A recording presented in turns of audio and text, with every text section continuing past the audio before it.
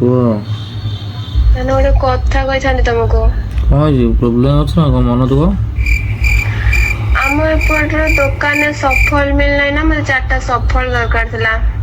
ସଫଳ କିଏ ଖାଇବେ? ସଫଲ ମୁଁ ଖାଇମି। କଣ? ମୁଁ ଖାଇମି।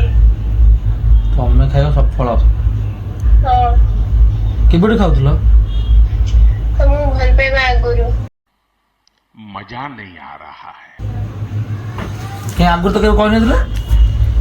ତମେ କାଳେ ଖରାପ ଭାବିବ ସେଥିପାଇଁ କହିନଥିଲି। ଏବେ ଟୋଟାଲ ଖରାପ ହଉଛି। ମୋ ବାଳ ଭଲ ପାଇବା ଆଜିଠୁ ବ୍ରେକଅପ୍ ହେଲା। ତମେ ସଫଳ ଖାଉଛ ଛି। ନା ନା ରଖ ରଖ ମୋ ବାଳ ଭଲ ପାଇବା ରଖ। मंगल भावना